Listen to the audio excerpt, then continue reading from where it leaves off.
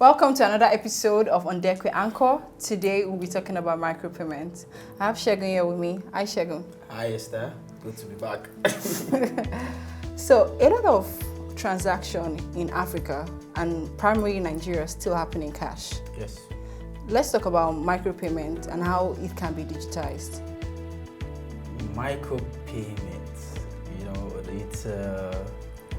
it's an opportunity that a lot of people speak about every day because we see it in a lot of places. Okay. But it is also the hardest part of payment to digitize. How so?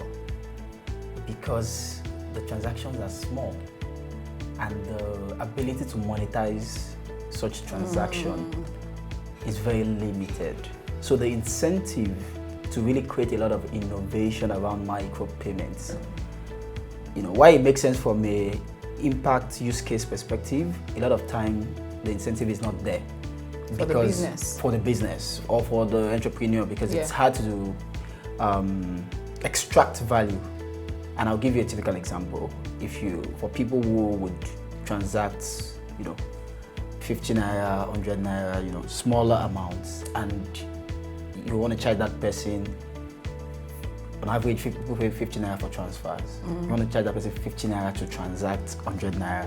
That is literally 50% of the transaction. Yeah. You understand? So in that Instant construct, it doesn't make sense. So there are a couple of barriers to micropayments, but that's like one of the fundamental issues around micropayments globally, not just in Nigeria. But it's important to talk about what micropayments are, in the spirit of demystifying fintech. Yeah. Micropayments are mainly payments and transactions that are mainly less than 1,000. So, basic things you need to pay for, quickly move from one place to another. You need to just buy, a pack of biscuits from the corner shop. A lot of the mom and pop store, the transactions that happen there are mostly like very little. People buy sachets of stuff for 50 naira, 100 naira, 200 naira. And a lot of those transactions still happen in cash. And it's, first, that business model is just hard. Yeah. That's the first issue. The second issue is that the level of literacy for the consumers that carry out transactions that are micro in nature is also very low. Limited. So you have a concentration of people who are transacting in this bracket that are the most price sensitive, but they are also the ones who have very limited knowledge.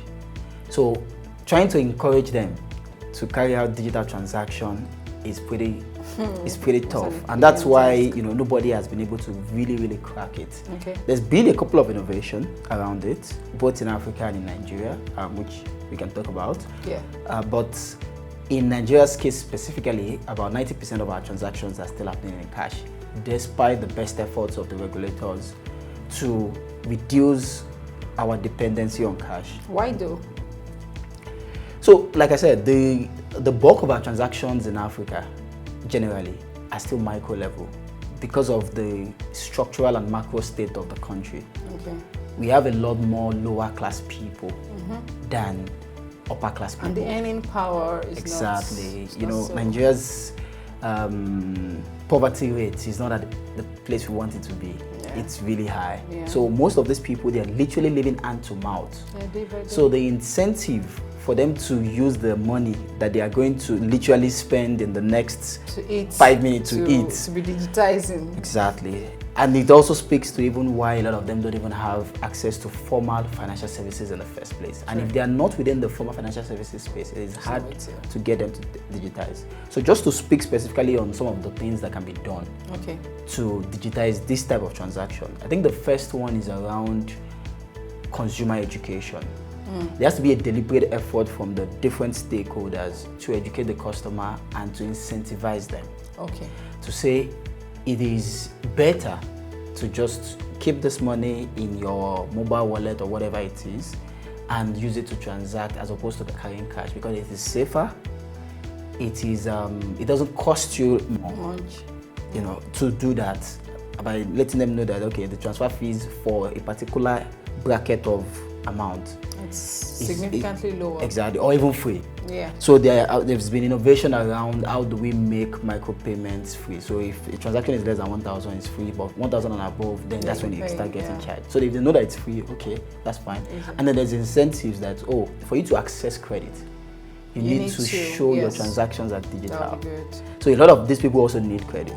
And the cases where there's been some adoption of digitization of micropayments, it was largely driven by credit as an incentive to get this category of transactions into. And we've seen that with the success of mobile money in a lot of countries in Africa.